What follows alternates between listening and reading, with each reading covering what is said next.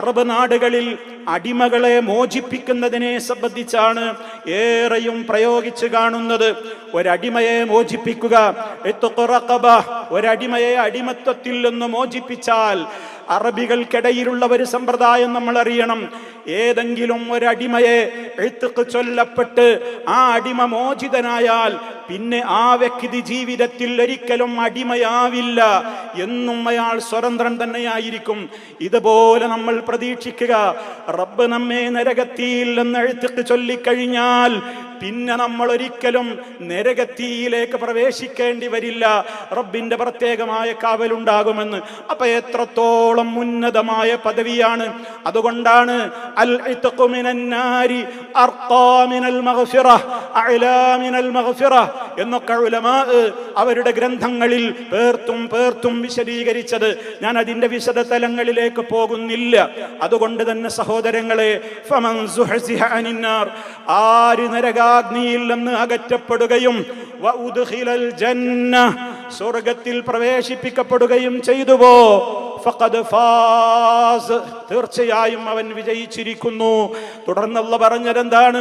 വമൽ ഹയാത്തുദ് ദുനിയാ, ഐഹിക ജീവിതമല്ല, ഇല്ലാ മതാഉൽ ഗുറൂർ, എന്നെയും നിങ്ങളെയും ഒക്കെ വഞ്ചിച്ച് പ്രലോഭിപ്പിച്ച് പലവിധത്തിലുള്ള കാരണങ്ങൾ നമ്മുടെ മുമ്പിൽ എടുത്തു കാണിച്ച് സ്വർഗത്തിലേക്ക് എത്തുവാനുള്ള കവാടങ്ങളെ കൊട്ടിയടച്ച് നരകത്തിലേക്കുള്ള വഴികൾ എളുപ്പമാക്കുന്ന വഞ്ചനയുടെ ലോകമാണ് ഈ ലോകം എന്ന് തിരിച്ചറിയണമെന്ന കനത്ത താക്കീതോടെയാണ് അല്ലാഹു സുബ്ഹാനഹു വ തആല ആ വചനം അവസാനിപ്പിച്ചത് എന്ന് നമ്മൾ മനസ്സിലാക്കണം. ഇനി സഹോദരങ്ങളെ, നരകത്തെക്കുറിച്ച് നമ്മൾ അല്ലാഹുവിനോട് ചോദിക്കുമ്പോഴൊക്കെ വളരെ ഗൗരവം നമ്മുടെ മനസ്സിൽ വേണം. കാരണം ഈ ലോകത്തെ തീ നമുക്ക് സഹിക്കാനാകുമോ?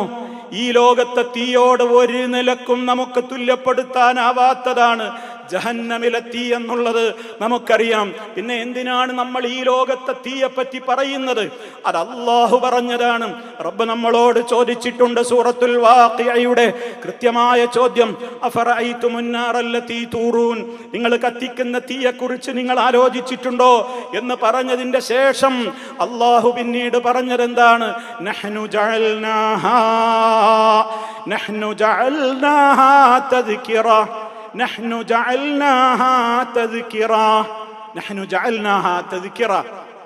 ആ ദുനിയാവിലെ തീയെ നാം ആക്കിയിട്ടുണ്ട് തദ്കിറതൻ, നമുക്കുള്ള മുന്നറിയിപ്പാണത്, താക്കീതാണത്.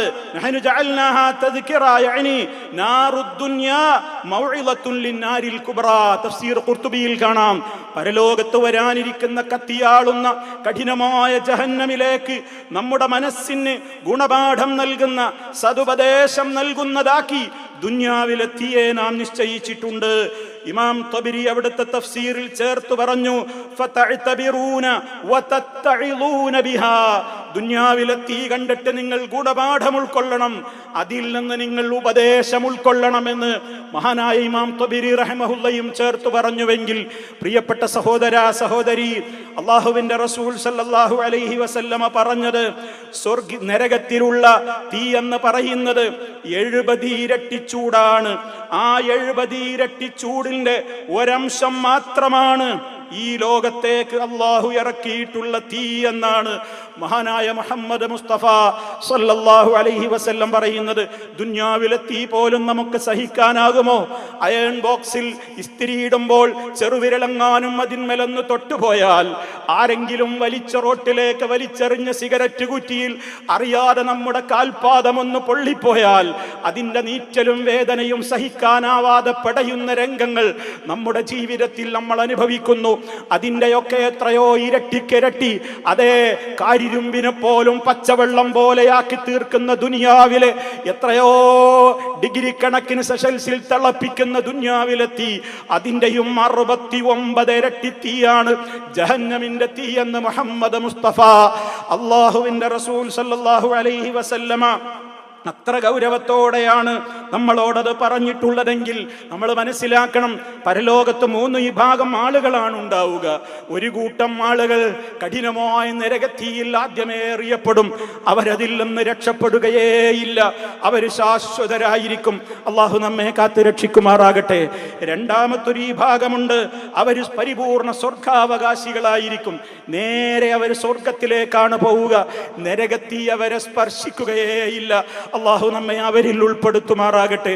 മൂന്നാമത്തൊരു വിഭാഗമുണ്ട്, നരക ശിക്ഷ അനുഭവിച്ചതിന്റെ ശേഷം പിന്നീട് സ്വർഗത്തിലേക്ക് എത്തുന്ന ജഹന്നമികൾ എന്നറിയപ്പെടുന്ന ഒരു വിഭാഗമാണത്.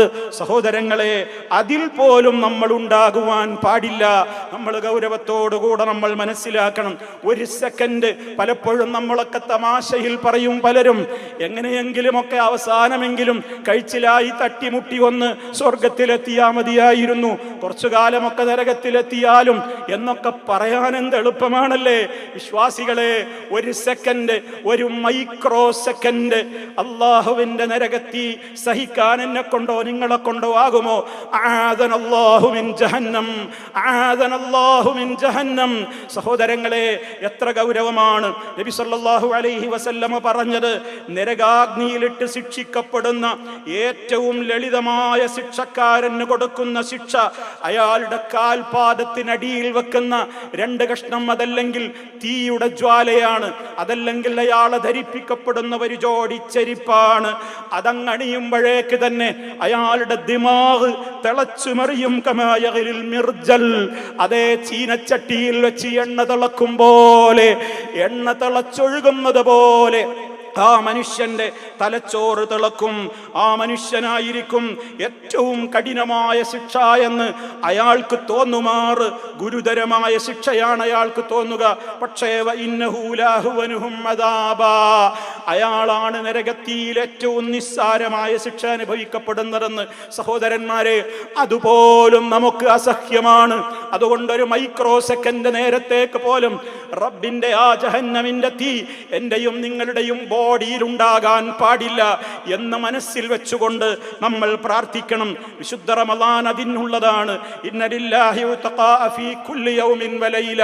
വിശുദ്ധ റമളാനിന്റെ എല്ലാ രാപ്പകലുകളിലും അല്ലാഹുവിന് നരകത്തിയിൽ നിന്ന് മോചിപ്പിക്കുന്ന, അങ്ങനെ മോചിപ്പിക്കപ്പെടുന്ന ആളുകളുണ്ട്. ചേർത്ത് മുഹമ്മദ് മുസ്തഫ പറഞ്ഞു, ഇന്ന ലികുല്ലി മുസ്ലിമിൻ ഫീ കുല്ലി യൗമിൻ വലൈല ദഅവത്തുൻ മുസ്തജാബ. എല്ലാ മുസ്ലിമിനും എല്ലാ രാപ്പകലുകളിലും ചോദിച്ചാൽ കിട്ടുന്ന ഒരു സമയവും ഒരു നേരവും ഒരു ദഅവത്തും ഒരു ദുആയുമുണ്ട്.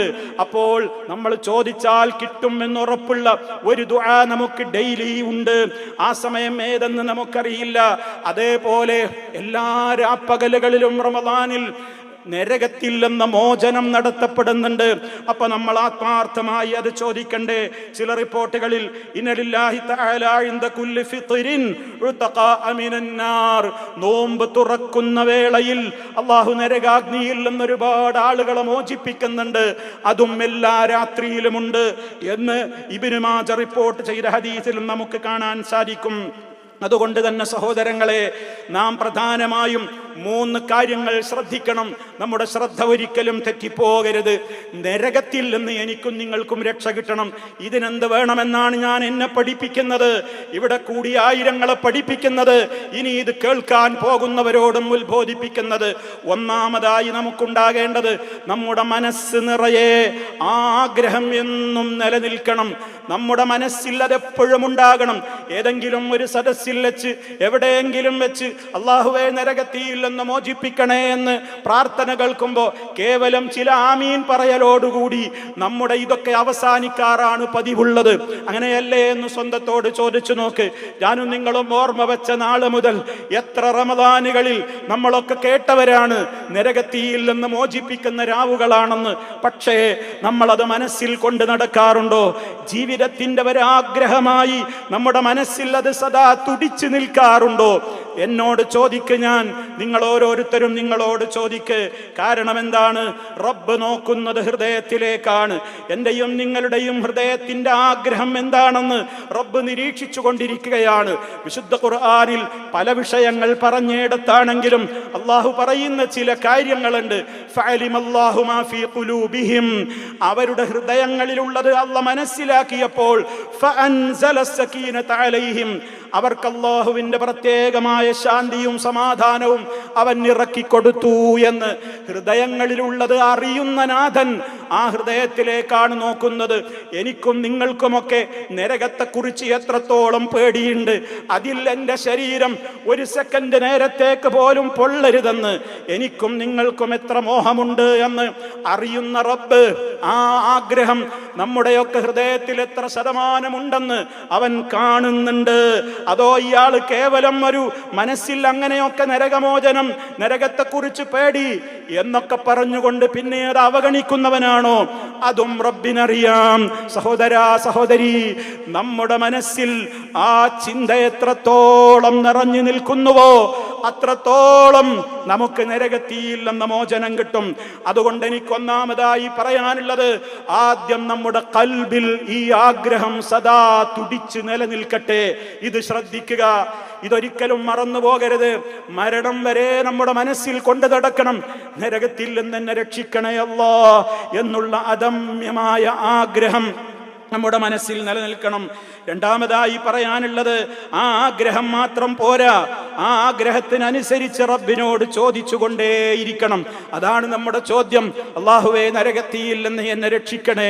എത്രത്തോളം പ്രാർത്ഥിക്കാനാകുമോ, എത്ര ആവർത്തിക്കാനാകുമോ, ആവർത്തനത്തിനനുസരിച്ച് നരകം പോലും നമുക്ക് വേണ്ടി റെക്കമെൻഡ് പറയുമെന്ന് മുഹമ്മദ് മുസ്തഫ സല്ലല്ലാഹു അലൈഹി വസല്ലം. ആരെങ്കിലും 3 തവണ സ്വർഗം ചോദിച്ചാൽ സ്വർഗം അല്ലാഹുവോട് പറയും, എന്നിൽ ആ മനുഷ്യനെ പ്രവേശിപ്പിക്കുക അല്ലാഹ്. അതേപോലെ തന്നെ ആരെങ്കിലും നരകാഗ്നിയിൽ നിന്ന് 3 തവണയെങ്കിലും കാവൽ ചോദിച്ചാൽ ആ നരകം പോലും റബ്ബിനോട് വിളിച്ചു പറയും, അല്ലാഹുമ്മ അജ്റുഹു മിനന്നാർ, അല്ലാഹുവേ അദ്ദേഹത്തെ നരകത്തിയിൽ നിന്ന് രക്ഷിക്കണമേ എന്ന്. അതുകൊണ്ട് എൻ്റെ റബ്ബ് ഇത് കേൾക്കും, എൻ്റെ റബ്ബ് എന്നെ രക്ഷപ്പെടുത്തും, എന്നെ അവൻ കൈവടിയില്ല. എന്നോടവൻ റഹീമാണ്, എന്നോടവൻ റഊഫാണ്, വാത്സല്യനിധിയാണ്, സ്നേഹത്തിന്റെ നിറകുംഭമാണ്, വദൂദാണ് എൻ്റെ റബ്ബ്, റഹീമാണ് എൻ്റെ റബ്ബ് എന്ന് അവനെ കുറിച്ച് എന്റെ അടിമ എന്നെ കുറിച്ച് എന്താണോ ചിന്തിക്കുന്നത് അങ്ങനെയായിരിക്കും ഞാൻ അവനോട് ഇടപെടുക. ഉത്തരം കിട്ടും എന്ന ഉറപ്പോടുകൂടി അള്ളാഹിനോട് ചോദിച്ചേക്കൂ എന്ന് അങ്ങനെ ആത്മാർത്ഥമായി ചോദിക്കുവാനാണ് നമ്മൾ ശ്രമിക്കേണ്ടത്. റബ്ബന സ്രിഫ് അന്നാ അദാബ ജഹന്നം ഇന്ന അദാബഹാ കാന ഗറാമാ ഇന്നഹാ സാഅത മുസ്തഖറൻ വമുഖാമാ തുടങ്ങിയിട്ടുള്ള ഒട്ടേറെ പ്രാർത്ഥനകളുണ്ട്. അജ്റേര നിസ്കാരത്തിൽ നിന്ന് പിരിയുന്നതിന്റെ മുമ്പ് ജഹന്നമിൽ നിന്ന് നമ്മൾ അല്ലാഹുവോട് കാവൽ ചോദിക്കുന്നുണ്ട്. പക്ഷേ നമ്മൾ അറിയണം, നമ്മളൊക്കെ എത്ര തവണ ഇതൊക്കെ അറിഞ്ഞു പറയാറുണ്ടെന്ന്. അതാ ഞാൻ ഒന്നാമത്തെ നിബന്ധന പറഞ്ഞത്, ഖൽബിൽ ഇതുള്ളത് കൂടെ ചോദിക്കണം എന്ന്. കാരണം റബ്ബ് ഇത് പറയുന്ന നമ്മുടെ ഖൽബ് എന്താണെന്ന് നോക്കുന്നുണ്ട്. മൂന്നാമതായി പറയാനുള്ളത്, ഖൽബിലുള്ള കാര്യം നമ്മുടെ ലിസാന് കൊണ്ട് അല്ലാഹുവിനോട് പ്രാർത്ഥിച്ചു, അതും പോരാ, ശാരീരികമായി നമ്മൾ ഇതിനു വേണ്ടി ഒന്നൊരുങ്ങണം. നരകത്തിയിൽ നിന്ന് മോചനം കിട്ടണമെങ്കിൽ അതിനുവേണ്ടി നമ്മൾ ആത്മാർത്ഥമായി ഒരുങ്ങണം. അതെങ്ങനെയാണ്? നമ്മുടെ ഗതകാല ജീവിതത്തിൽ കഴിഞ്ഞു പോയിട്ടുള്ള പാപത്തിന്റെ കറകളൊന്ന്, ശരീരം മുഴുവനൊന്ന് കഴുകി കുളിച്ച് വൃത്തിയാവണം. അതിന് ഭൗതിക ലോകത്തുള്ള ഡിറ്റർജന്റുകളൊന്നും പോരാ. അതിനാവശ്യമായത് റഹ്മാനായ റബ്ബിലേക്ക് അടുത്തുകൊണ്ട് തൗബ ചെയ്യലാണ്. കണ്ണുനീര് കൊണ്ട് കഴുകിക്കളയണം നമ്മുടെ പാപക്കറകളെ. അവനോട് പറയണം, ആരാരുമില്ലാത്ത സമയത്തിരുന്നു കൊണ്ട് റഹ്മാനായ റബ്ബിനോട് തൗബ ചെയ്യണം. റബ്ബേ, ജീവിതത്തിന്റെ ഇന്നലകളിൽ എന്തൊക്കെ ചെയ്തു എന്ന് നമ്മൾ ഓർത്തെടുക്കണം. ഓർമ്മയുള്ളതൊക്കെ തുറന്നു പറയണം. എനിക്കറിയാത്തത് നിന്റെ ലിസ്റ്റിൽ ധാരാളമുണ്ടെന്നും സമ്മതിച്ചു പറയണം. അതിന്റെ പുറമെ അതിലൊക്കെ എനിക്ക് അഗാധമായ ഖേദമുണ്ട് റബ്ബേ, എനിക്ക് വല്ലാത്ത ദുഃഖമുണ്ട് റബ്ബേ എന്ന് മനസ്സറിഞ്ഞുകൊണ്ട് റബ്ബിനോട് പറയണം. അങ്ങനെയുണ്ടോ എന്ന് റബ്ബിനറിയാനും സാധിക്കും. മൂന്നാമതായി വേണ്ടത് ഇനി ഒരിക്കലും അത്തരത്തിലുള്ള പാപങ്ങളിലേക്ക് മടങ്ങിപ്പോവില്ലെന്നും അതോടൊപ്പം ചെയ്തു വരുന്ന ഏതെങ്കിലും തിന്മയുടെ ശകലങ്ങൾ നമ്മുടെ ജീവിതത്തിൽ ഉണ്ടെങ്കിൽ അതിൽ നിന്ന് 100% ഒഴിവാവുകയും ചെയ്തുകൊണ്ട് അല്ലാഹുവേ എൻ്റെ തൗബ സ്വീകരിക്കണേ എന്ന് പറഞ്ഞാൽ അതാണ് 100% സ്വീകരിക്കപ്പെടുന്ന തൗബ. ഇതിൻ്റെ പുറമെ സൃഷ്ടികളായ ആളുകളോട് നമുക്ക് വല്ല കടമകളും കടപ്പാടുകളും ഇടപാടുകളും സാമ്പത്തികമായോ മാനസികമായോ വാക്പരമായോ ഉണ്ടെങ്കിൽ, സമ്പത്താണെങ്കിൽ തിരിച്ചു കൊടുക്കണം, സക്കാത്താണെങ്കിൽ കൊടുത്തു വീട്ടണം. ആരാന്റെ മുതൽ നമ്മുടെ സക്കാത്തിൽ കലർന്നിട്ടുണ്ടെങ്കിൽ ഉമ്മാ പെങ്ങളെ അത് പൊന്നാണ്, അതൊന്നും ഞാൻ നോക്കിയിട്ടില്ല എന്ന് പറഞ്ഞാൽ നിങ്ങൾ എത്ര ഖദറിന്റെ രാത്രി പ്രതീക്ഷിച്ചിട്ടും പ്രയോജനമില്ല. പ്രാർത്ഥന അങ്ങ് സ്വീകരിക്കപ്പെടുകയില്ല. കാരണം ആരാന്റെ ഹക്ക് നമ്മുടെ ധനത്തിൽ കലർന്നാൽ, അതാണാവട്ടെ പെണ്ണാവട്ടെ, അത് കൊടുത്ത് വീട്ടാതെ ഖദറിന്റെ രാത്രിയെ പ്രതീക്ഷിക്കല്ല പെങ്ങളെ, അത് പ്രതീക്ഷിക്കല്ല സഹോദര. കാരണം അത് നമ്മുടെ ധനത്തെ മുഴുവനും മലിനമാക്കും. അതുകൊണ്ട് സക്കാത്ത് കൊണ്ട് ആദ്യം പരിശുദ്ധമാക്കുക. അതിന്റെ പുറമെ മറ്റാരോടെങ്കിലും നമുക്ക് വാക്കാൽ പൊരുത്തപ്പെടിക്കാനുണ്ടോ, മറ്റേതെങ്കിലും കാര്യങ്ങൾ പറഞ്ഞു പൊരുത്തപ്പെടിക്കാനുണ്ടോ, പൊരുത്തം വാങ്ങണം, സമ്മതം വാങ്ങണം. കാരണം സൃഷ്ടികൾക്കിടയിലുള്ള ആ പ്രയാസങ്ങൾ തീരാതെ അള്ളാഹുവിന്റെ അടുക്കൽ നമ്മുടെ പ്രാർത്ഥനകൾ പോലും തടയപ്പെടുമെന്ന് ഗൗരവത്തോടുകൂടെ നമ്മൾ മനസ്സിലാക്കുക. ഇപ്പോഴും തെറ്റിപ്പിരിഞ്ഞ് പിണങ്ങി നിൽക്കുന്നവരുണ്ട്. റമദാൻ 20 കഴിഞ്ഞ് 21-ാമത്തെ ഈ രാത്രിയിൽ എൻ്റെ ശബ്ദം ശ്രവിക്കുന്ന ഏതെങ്കിലും ആണോ പെണ്ണോ ഉണ്ടെങ്കിൽ, ആരോടെങ്കിലും നിങ്ങൾ പേഴ്സണൽ കാര്യത്തിന് വേണ്ടി തെറ്റിപ്പിരിഞ്ഞു നിൽക്കുന്നുണ്ടോ, നിങ്ങൾ പുറത്തു പോയി അവരോട് വിളിച്ചുകൊണ്ട് മാപ്പിനപേക്ഷിച്ചിട്ടില്ലെങ്കിൽ നിങ്ങളുടെ ലൈലത്തുൽ ഖദറിന്റെ പ്രതീക്ഷക്കോ നിങ്ങളുടെ നിസ്കാരമോ റഹ്മാനായ റബ്ബിന്റെ അടുക്കൽ അത് കവാടം കൊട്ടിയടക്കപ്പെടും. അവിടെ വെക്കവന്റെ പ്രവർത്തനം ഹത്താ യസ്തലിഹ, പിണങ്ങി നിൽക്കുന്ന അവരൊന്ന് സുൽഹാവട്ടെ, നന്നാവട്ടെ എന്ന് മുഹമ്മദ് മുസ്തഫ സ്വല്ലല്ലാഹു അലൈഹി വസല്ലം പറഞ്ഞിട്ടുണ്ടെങ്കിൽ പ്രിയപ്പെട്ട സഹോദര സഹോദരി, ഇത് ഗൗരവമാണെന്ന് നമ്മൾ മനസ്സിലാക്കുക. അതുകൊണ്ട് തന്നെ ഈ 3 കാര്യങ്ങൾ ആദ്യമായി നമ്മൾ ശ്രദ്ധിക്കുക. അതോടൊപ്പം നമ്മൾ മനസ്സിലാക്കുക, ഇനി പറയാൻ പോകുന്ന കാര്യങ്ങൾ ഏറെ നമ്മൾ ശ്രദ്ധിക്കേണ്ടതുണ്ട്. ഒന്നാമതായി, നമുക്ക് നരകത്തിയിൽ നിന്ന് മോചനം കിട്ടണമെങ്കിൽ ആദ്യം വേണ്ടത് ഇഖ്ലാസാണ്. എന്താണ് ഇഖ്ലാസ്? ലാ ഇലാഹ ഇല്ലല്ലാഹ്. അതിൻ്റെ ഉപോത്ബലകമായ വിവരണങ്ങൾ അടങ്ങുന്ന കാര്യങ്ങളാണ് ഇഖ്ലാസ് എന്ന് നമ്മൾ മനസ്സിലാക്കണം. നബി സല്ലല്ലാഹു അലൈഹി വസല്ലം പറഞ്ഞു, ലൻ യുവാഫി അബ്ദുൻ യൗമൽ ഖിയാമ യഖൂലു ലാ ഇലാഹ ഇല്ലല്ലാഹ് യബ്തഗി ബിഹാ വജ്ഹല്ലാഹ് ഇല്ലാ ഹറമല്ലാഹു അലൈഹിൻ നാർ. ഇമാം ബുഖാരി റിപ്പോർട്ട് ചെയ്ത ഹദീസാണ്. അള്ളാഹുവിൻ്റെ ഏതെങ്കിലും ഒരടിമ പരലോക നാളിൽ അവൻ റബ്ബിനെ കണ്ടുമുട്ടുന്നു. എന്തുകൊണ്ട് കണ്ടുമുട്ടുന്നു? ലാ ഇലാഹ ഇല്ലല്ലാഹ് എന്നവൻ പറഞ്ഞവനാണ്. എങ്ങനെ പറഞ്ഞവനാണ്? മനസ്സറിയാതെ ലാ ഇലാഹ ഇല്ലല്ലാഹ് പറഞ്ഞവനല്ല. യബ്തഗി ബിഹാ വജ്ഹല്ലാഹ്, അള്ളാന്റെ പൊരുത്തം ഉദ്ദേശിച്ചുകൊണ്ട് തൗഹീദിൽ അടിയുറച്ച് റബ്ബിനെ കുറിച്ചുള്ള ഈമാൻ സുദൃഢമാക്കിക്കൊണ്ട് ജീവിച്ച് മരിച്ചവനാണെങ്കിൽ ഇല്ലാ ഹറമല്ലാഹു അലൈഹിൻ നാർ, നരകത്തിയെ അള്ളാഹു അവന്റെ മേൽ നിഷിദ്ധമാക്കാതിരിക്കുകയില്ല. ഇത് നമ്മൾ ഗൗരവത്തോടെ ആലോചിക്കണം. തൗഹീദ് ശരിയാവാതെ റബ്ബിലേക്ക് അടുക്കാൻ ആർക്ക് ശ്രമിച്ചാലും സാധ്യമാവുകയില്ല. വിശുദ്ധ റമദാനിൽ പോലും ബദരീങ്ങളെ ബദരീങ്ങളെ എന്ന് വിളിച്ചു പ്രാർത്ഥിക്കുന്ന ആളുകളെ നമ്മൾ കണ്ടു കഴിഞ്ഞു. ലോകം നിയന്ത്രിക്കുന്ന വേറെയും മനുഷ്യന്മാരുണ്ടെന്ന് വിശ്വസിക്കുന്ന സാധുജനങ്ങളെ നമുക്കറിയാം. അതേപോലെ തന്നെ റബ്ബല്ലാത്തവരെ വിളിച്ചു പ്രാർത്ഥിച്ചുകൊണ്ടും അവർക്ക് വേണ്ടി അറബുകൾ നടത്തിക്കൊണ്ടും അവർക്ക് വേണ്ടി നേർച്ച വഴിപാടുകൾ അർപ്പിച്ചുകൊണ്ടും അവരുടെ മുമ്പിൽ അത്തരത്തിലുള്ള ആരാധനയുടേതായ ഇബാദത്തിൻ്റെതായ വിവിധ വശങ്ങളെ സമർപ്പിച്ചുകൊണ്ടുമൊക്കെ ഈ റമദാനിൽ പോലും പ്രവൃത്തിയിലൂടെ മുന്നോട്ട് പോകുന്ന എത്രയോ സാധുക്കളായ ജനങ്ങൾ. അല്ലാഹുവേ, നീ എല്ലാവർക്കും ഹിദായത്തിന്റെ വെളിച്ചത്തിലേക്ക് വഴി നടത്തണേ എന്ന് ആത്മാർത്ഥമായി രാവിൽ പ്രാർത്ഥിക്കുകയല്ലാതെ നമ്മുടെ മുമ്പിൽ നിവൃത്തിയില്ല. റബ്ബ് നമ്മെ കാത്ത് രക്ഷിക്കുമാറാകട്ടെ. അതുകൊണ്ട് തന്നെ ശിർക്ക് ജീവിതത്തിൽ വരാതെ നോക്കലാണ് നരകത്തിയിൽ നിന്ന് കാലാകാലം രക്ഷപ്പെടുവാൻ രക്ഷപ്പെടാനുള്ള ഒന്നാമത്തെ പോംവഴി എന്ന് നമ്മൾ മനസ്സിലാക്കണം.